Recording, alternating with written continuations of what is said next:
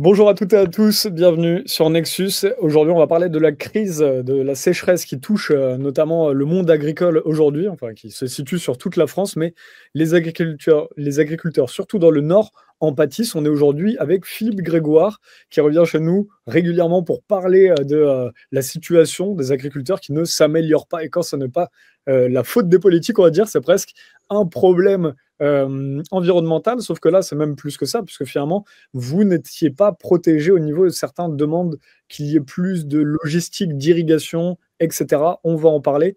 Bonjour Philippe Grégoire, qu'est-ce qui est le plus important pour vous à dire sur ce sujet? Par rapport à la loi du plomb.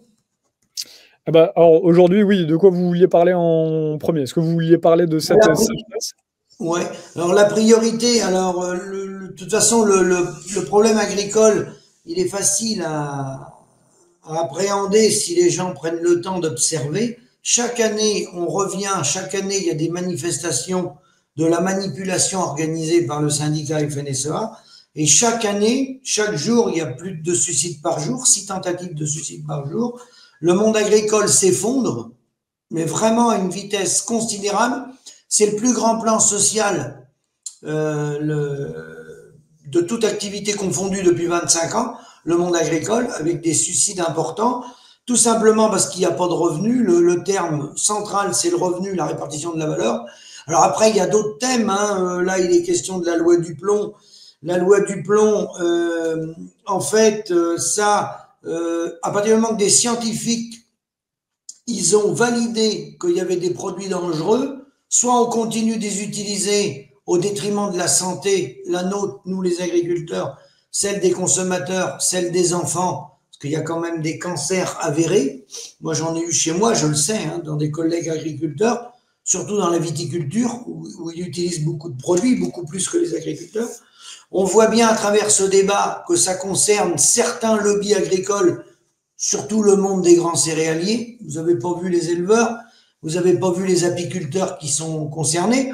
Donc, soit on l'interdit, si on l'interdit partout, évidemment. Ça veut dire que s'il y a des produits qui sont utilisés à l'intérieur de l'Europe ou hors Europe qui viennent chez nous, bah, je dirais que c'est tout simple. Normalement, il y a des élections, il y a des gens qui ont été élus, qui s'appellent Macron, Sarkozy ou Hollande, il y a l'Europe.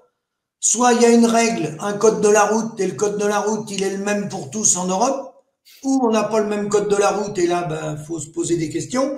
Après, est-ce que la solution, c'est de revenir sur des produits qui ont été interdits? Est-ce que les choses qui ont été interdites dans le temps sur les médicaments pour la population, il y a des antibiotiques qui ont été arrêtés, qui ont été interdits? Est-ce qu'on a décidé de les réintroduire? Je crois que non. C'est un recul considérable. Il faut plutôt chercher les solutions. Et alors, quand ils disent pas d'interdiction sans solution, oui, mais dans la question, elle est faussée. Parce que les lobbies, Monsanto, enfin c'est Bayer aujourd'hui, les puissances économiques de la chimie, ils ont 500 milliards d'euros à investir depuis des dizaines d'années. Et de l'autre côté, nous, on dit à l'INRA, on vous verse 1 milliard d'euros pour faire une recherche pour se passer des phytosanitaires. Bien évidemment, si vous avez un budget d'1 milliard sur 25 ou 30 ans pour faire des recherches et que l'autre en face, il a 500 milliards, on sait à peu près qui c'est qui va gagner. Celui qui va lancer la recherche, il ne va jamais rien trouver. Voilà. Alors qu'il existe des alternatives. Ça a été intéressant parce qu'on a vu à la sortie devant l'Assemblée nationale, on a vu les manœuvres de la FNSEA et on a vu les politiques qui étaient en cogestion. On a bien vu la ministre de l'Agriculture, on a bien vu Monsieur Retailleau, on a bien vu tous les gens qui ont gouverné ce pays avant, sous le gouvernement Sarkozy, Chirac et tout. On a bien vu la cogestion entre parce que les vraies manifestations, c'est pas là qu'il faut les faire. Faut les faire devant les chambres d'agriculture, faut les faire chez Bigard, qui achète les produits dans les fermes, faut les faire chez LDC pour la volaille, il faut les faire dans les coopératives laitières. C'est là qu'il faut aller faire les manifestations pour qu'on ait du revenu, puisqu'on n'a pas de valeur ajoutée. Alors, je vais aller plus loin. Il y a le débat des néocotinoïdes, des phytosanitaires, mais qu'on l'autorise ou qu'on l'interdise, ça n'a pas de lien direct avec notre revenu. C'est-à-dire qu'aujourd'hui, on a des gens, on a des modèles agricoles, je pense aux moutons, je pense à la vache allaitante, il y a plein d'agriculteurs qui n'étaient pas manifestés d'ailleurs, qui sont pas concernés parce qu'ils n'en utilisent pas. On n'en a pas besoin. Il n'y a pas que les agriculteurs biologiques. Hein. En biologie, il y a tous ceux qui sont en conventionnel qu'on n'utilise pas parce qu'ils font peu de céréales ou voilà, ils ont des systèmes herbagés. Donc les néocotinoïdes, on est d'accord, ça les concerne pas. Bon, ils n'ont pas de revenus. Donc en fait, on détourne le sujet. Le sujet, les agriculteurs sont en train de crever parce qu'ils n'ont pas de revenus. Il faut quand même savoir, à l'heure où je parle, malgré les augmentations de prix, je précise, de prix, pas de marge, de prix, l'augmentation du prix du litre de lait, ils communiquent là-dessus d'ailleurs les industriels, la viande bovine, l'agneau, les prix ont augmenté. Les prix, mais pas les marges. Aujourd'hui, il faut quand même savoir, c'est pas vrai qu'en France, hein, c'est vrai en Allemagne et ailleurs, un agriculteur n'est pas capable de construire une bergerie neuve et l'amortir. Idem en vache laitière, idem en vache allaitante, idem en poulet, je peux continuer, en cochon et tout. Hein, je vais faire une vidéo bientôt justement sur le porc pour expliquer ce qui est en train de se passer dans le porc. Donc, c'est une absence de rentabilité qu'on a. Il faut revoir le modèle. Le débat des pesticides, c'est un débat, oui, assez important, sur lequel il pourrait y passer des heures, mais il est clair qu'il faut sortir de ce modèle, dire qu'il faut tout arrêter du jour au lendemain. Peut-être que non, parce que comme on n'a pas cherché toutes les solutions avant, on ne peut pas passer du jour au lendemain, voilà. Mais est-ce qu'on a la volonté de mettre un budget pour sortir de ce modèle? Le cœur du truc, si tu veux, c'est qu'il n'y a pas la volonté politique de chercher une alternative. Et alors, justement, tiens, si je me permets, on a perdu l'image, hein, d'ailleurs. Je ne sais pas si de ton côté, c'est peut-être un problème de connexion. On a juste perdu l'image. Moi, j'étais à l'image tout à l'heure.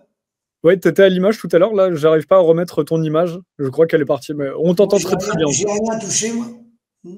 Ah, ouais, écoute, c'est peut-être une.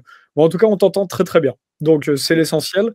Philippe, justement, là, quand tu parles de ça, de ce travail politique, ça fait quand même longtemps que les agriculteurs en parlent. Est-ce que là, c'est juste des maladresses politiques? D'où ça vient cette maltraitance aujourd'hui? On a vu la répression policière il y a 6 mois sur les agriculteurs. Comment est-ce que, voilà, qu'est-ce que tu vois de cohérent chez les politiques en matière d'agriculture? Parce que moi, ça fait 20 ans, 30 ans que j'entends parler de ça. Ben, la cohérence agricole, on peut la donner au niveau de l'Union européenne. La politique de l'Union européenne, qui est une catastrophe, qui est la même que celle de la France, hein, c'est que les politiques gauche comme droite qu'on gouverné, c'est-à-dire gauche pluriel, républicain, enfin UMP, hein, ils ont eu la même politique, c'est-à-dire ils ont favorisé tous les accords de libre-échange et le modèle libéral. Là, dans la loi du plomb, il y a les pesticides, mais il y a également les stockages d'eau. Le stockage d'eau, ils font des raccourcis. Ils veulent donner feu vert pour mettre des bassines. Le projet des bassines partout est un mauvais projet. Interdire l'irrigation est un mauvais projet aussi. Faut accepter l'irrigation, mais faut que ça soit raisonné. Ils nous disent, il y a un réchauffement climatique, il nous faut de l'eau pour irriguer. Avant d'avoir de l'eau pour irriguer, faut raisonner l'eau sur les territoires, hein. Faut s'adapter au climat, donc faut changer certaines cultures.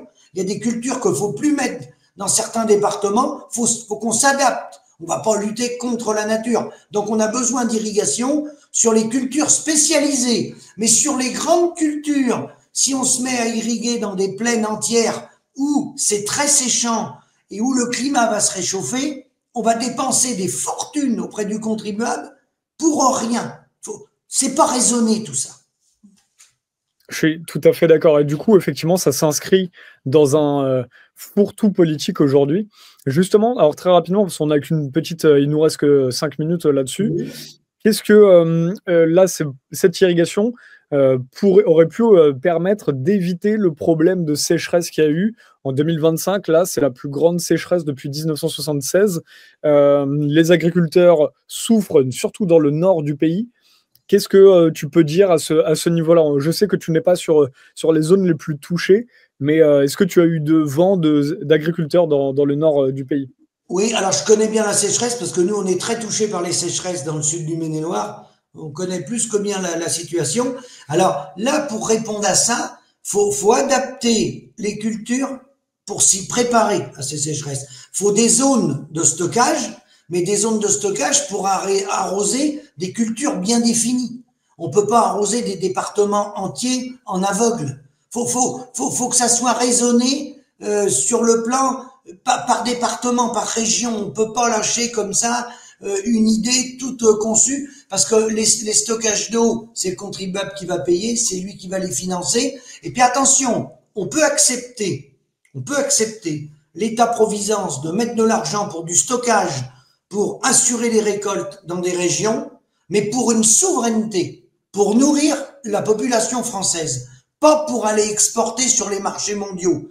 Parce que si on fait ça pour exporter sur les marchés mondiaux, autant dire qu'on se tire une balle dans la tête pour une raison simple, c'est qu'irrigation ou pas irrigation, un agriculteur français ne pourra pas les concurrencer un Brésilien, voilà. Ça, là, c'est du non-sens économique. On va prendre de l'argent aux contribuables, on va faire payer des impôts, on va faire des grandes bassines, qu'on fasse des bassines pour se nourrir, nous, autonomie, pourquoi pas, dans des endroits ciblés. Mais pour aller sur l'exportation, certainement pas. Pas au prix mondial. C'est passionnant. Merci Philippe Grégoire. Il nous reste encore 2 petites minutes si vous voulez rajouter un élément. Un élément, le cœur du sujet, c'est la rémunération. Et comme je le dis, actuellement, la crise s'accentue. Hein, on va descendre vers autour de 150 000 fermes en France, et ça va aller très très vite. Par les arrêts d'activité, par les dépôts de bilan, par les gens sont à bout de souffle, il y a beaucoup de burn-out, et la pyramide des âges, parce que beaucoup arrivent à la retraite. Donc on a vu les friches industrielles, parce que la France, enfin l'Europe a perdu son industrie, mais nous, la France, on a perdu notre industrie. Et maintenant, quand vous passez sur les routes, vous observerez, vous allez voir les friches agricoles. C'est-à-dire, il y a plein de bâtiments qui sont abandonnés parce qu'il n'y a pas de repreneurs, faute de rentabilité. Et ne jamais oublier, ils demandent la réintroduction pour les néocotinoïdes, il y a 1 500 000 hectares en friche en France. Pourquoi? Parce qu'il n'y a plus de rentabilité. Donc, si on veut parler de souveraineté, on ne peut pas parler de souveraineté si on n'a pas de revenu. Et le revenu, c'est au moins 2 SMIC et demi pour un paysan. Le revenu, ça peut pas être 1 000 euros. C'est pas possible, ça.